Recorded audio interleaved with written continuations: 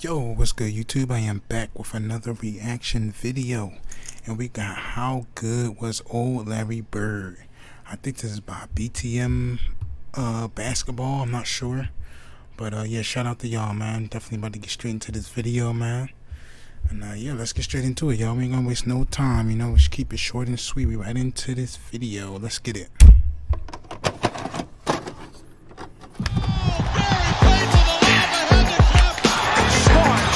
Hey guys, this is Dominique Wilkins. Hey, this is Sean Kemp. This is Gary Payton. Hey, this is Pau Gasol. NBA fans, what's up? This is Vince Carter here. Hey, what's up? This is Matt Barnes. If you're an old school NBA fan like I am, make sure you check out the Basketball Time Machine with my man Sean David. Hey folks, how's it going? Welcome back to the Basketball Time Machine. I'm your host Sean David. Thanks for tuning in.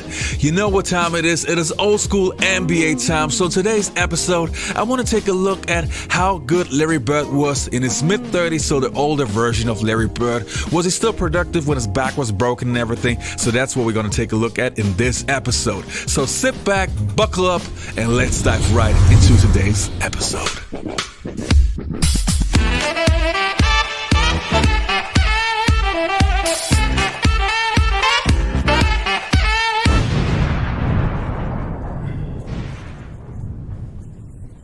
His 13th season with the Celtics. Lately, those seasons have been difficult owing to both back and heel injuries. His back hurts, his cheek is swollen, and he probably feels every one of his 35 years. Jeff Malone back at the cat leg. Bird stripped him. Parrish got the ball. What defense? Beautiful defense. McHale to Bird. Got it. And went down hard. He's missed the Celtics' last 8 games, and he won't be in uniform for their game later today against the Spurs. Taylor's first back. Power shot to recovery. Bird is hurt. Brown is down, and he's hurt. Now, we're writing the mid-1980s and Larry Bird is at his career high. He was just voted the league's MVP for the 3rd straight time.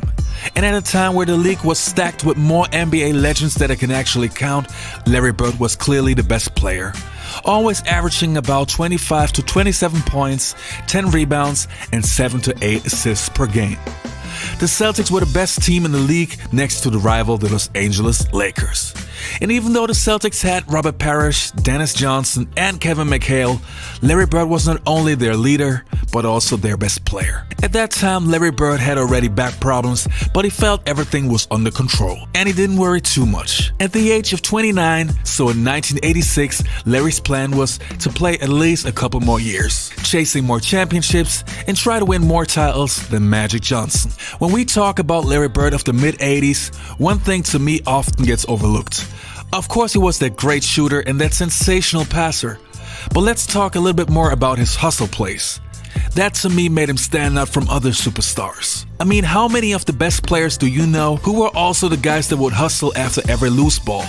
Dive on the floor even when the game was basically already won. This is something that we have to talk about more often. And even when his back was hurting, that would not change his playing style. Now we can't forget that Larry's back was not his only problem. In the 1988-89 season, Larry Bird would just play 6 games. This was the result of what his body had to endure over the last 10 years.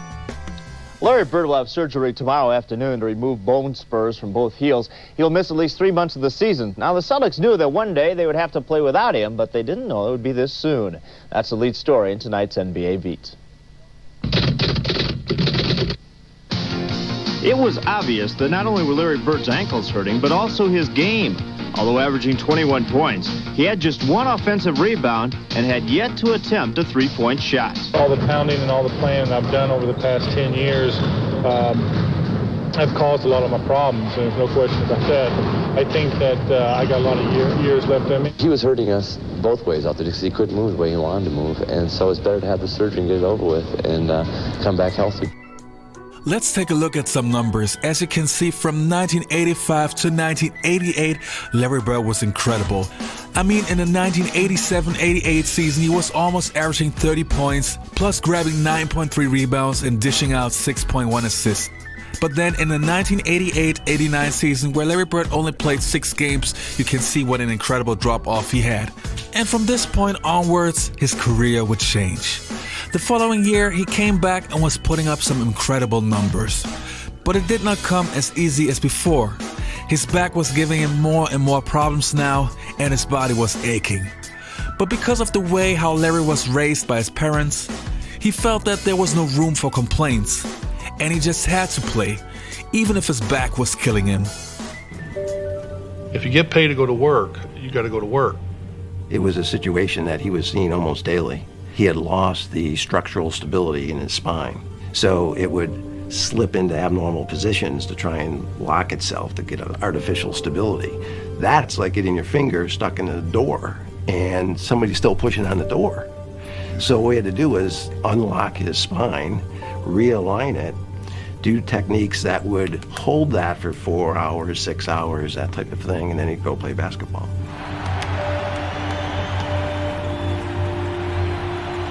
Every time I would play, I was wondering if I was going to be in a wheelchair. Was I ever going to be able to, walk on the beach or hold my kids? His pain and his quest for basketball became all-encompassing. Very few people really knew what Larry was living with, because this was Larry's issue, and there was no sharing of his pain. I probably should have retired in 88, 89, but it's that competition. Maybe one more chance, me and Magic could get together in the finals, but it never happened. In the 1991 season, Larry Bird was playing with the aging Boston Celtics team. All the Celtics legends were past their prime, but still Larry Bird had to carry the team on his broken back.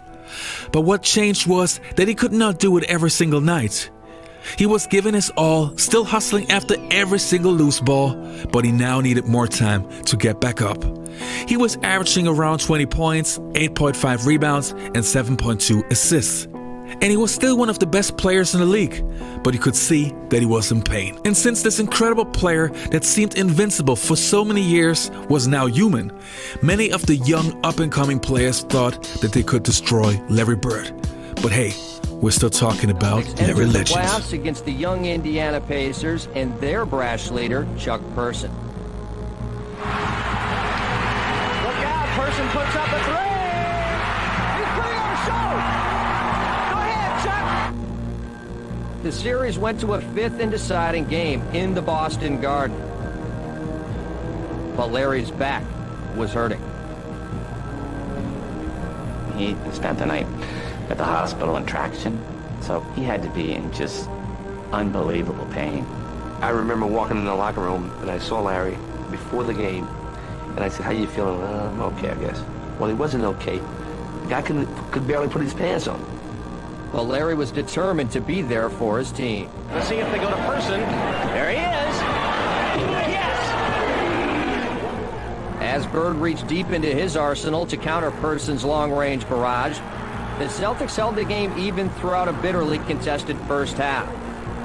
But as the second quarter drew to a close, disaster would strike. Power shot to recovery. Bird is hurt. Bird is down, and he's hurt. It was a thud when he hit that floor. You heard that boom. The breath went out of that building because they thought that, that was it. He got rocked to the floor as he was going to get that loose ball. When we went in halftime, he was in the training room, so nobody knew anything, and was he going to play anymore, or was he all done? As the second half began with Bird in the locker room, and then he lost it on the open floor. The Pacers looked to put them away. They know the leader is not on the floor. Someone needs to step up now for Boston. The Celtics were in trouble. The younger, more agile Pacers definitely were in position to win that game.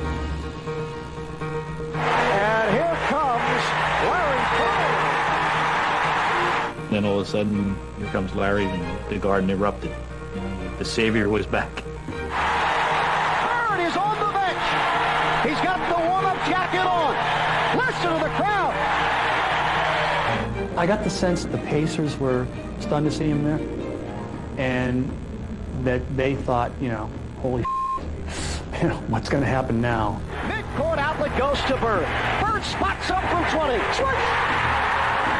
Reggie Miller shot rebounded by Bird, who rips it down the hole. And he is back in the ballgame. From a psychological standpoint, you know, having our leader back on the court gave us a tremendous adrenaline push. Bird ahead of the field. In his dramatic return, Bird gave the Celtics new life and added another chapter to his legend. Larry fakes the shot. So Larry Bird is answering the challenge put forth to him, and he's letting it all hang out today. The fans at that point wouldn't let the team lose because of what Larry was doing. Bird has to hurry. 5 in the shot clock. The turnaround. Rainbow is all that, and he's going to the line. You say to yourself, how many times does he drive that spike through your heart with shots like this? But certainly this, out of the pages of Willis Reed. This would not be the only iconic performance of Larry Bird in his mid-30s. In his last year, Bird literally played in his worst physical condition, still averaging around 20 points per game though. He knew right from the start that this would be his last season, and even though he had many games where he did not play well, he would follow up those games with incredible performances. So he did on the 15th of March in 1992. Playing against the Portland Trail Blazers, Larry would have a truly special game, putting up 49 points, 14 rebounds, and 12 assists. 10 seconds remaining in the fourth quarter. Bird, 10 seconds remaining in the fourth quarter. All right, here's Bird. Looks all over. He fires. That's a three-pointer, and he's tied the game. Then in 1992, after playing for the Dream Team and winning the gold medal, Larry Bird ended his NBA career. I don't think this team could beat our 86 team in Boston. That's just because Patrick Ewing's not a real center. I felt that Larry and I developed a very good friendship in Barcelona. You know, he was a lot different than I thought he was. He seemed a lot, you know, very caring. You know, told a lot of jokes. We developed that Harry and Larry routine. He talked a lot of trash. I just wish, Larry, I wish you were still playing so I could pay you back for all the stuff you were telling me this summer in Barcelona. I miss you. I wish I could be there with you tonight on your retirement. I want to congratulate you on a fantastic career. You've had a big impact on my life. Looked up to you all the time and your work ethic.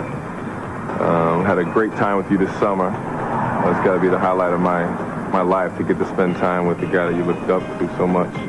You're the best, and I want to wish you the best in retirement. Larry, I hear that you're retiring. Thank goodness. I'm glad. I'm tired of seeing your face.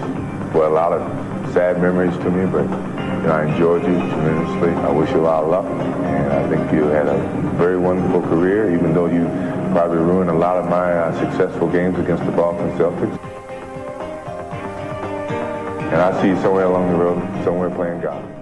So how good was the older version of Larry Bird? So how good was he when he was in his mid-30s? Well, as you could see, he was still a very good and productive player. And that when his back was broken and he could see that physically he was not in his best shape. But that just shows what a smart and intelligent player he was and how high his basketball IQ was. Still being one of the best players in that physical condition, hey, that's why Larry Bird is my second favorite player of all time. So that was it for today's episode. I hope you guys enjoyed this episode. Don't forget to leave a like and subscribe to the channel. And I hope to see you next time on the Basketball Time Machine. You all stay healthy, take care, and goodbye. Number 2 on your all-time. So who's your number 1? That's what I want to know. I wonder who's his number 1, who he got over Larry Bird. Who could you even really put over Larry Bird? I don't know. But yeah, that's about it, man. On to the next video. That was a good one right there. And of course, the old Larry. I had to do this video because he said, how good was the old Larry Bird? Man, come on. If he didn't get those injuries that he got, I'm pretty sure that he would be even better than what he was. But he still was out there just doing his thing. He was still out there just giving him his all, like, you know. It's just crazy, man. But yeah, that's about it, y'all. On to the next video. I deeply appreciate all the love and support y'all been showing me, man. I'm gonna always keep saying that because I appreciate it so much. I'm never taking nothing for granted. And yeah, shout out to all of y'all, man. Shout out to y'all. Definitely be getting back into these shout outs again soon. And yeah, that's about it. Nothing else really I need to cover. Yeah, you got videos you want me to do, leave them in the comments down below, or send them to my email at DATPHILLYBOINAH@gmail.com. And I also have a second page at DATPHILLYBOINAH Reacts, REACTS. So definitely be dropping videos on there. That's just like a channel of all different kinds. I did some Jordan, I did some Magic, I did some Sean Kemp, I did some Jason Williams. So I cover a lot of different videos on that channel because I'm promoting that channel because I just thought, well, you know what, let me make a second channel, and so I could like kind of get a variety of all different kind of things. I do music videos too, so I just thought that I make a second channel just to also just branch myself out more, because I love doing YouTube. I love doing reactions, man. It's something I always dreamed of doing. But anyway, that's enough of me. On to the next video. I love y'all. I'm out. Peace.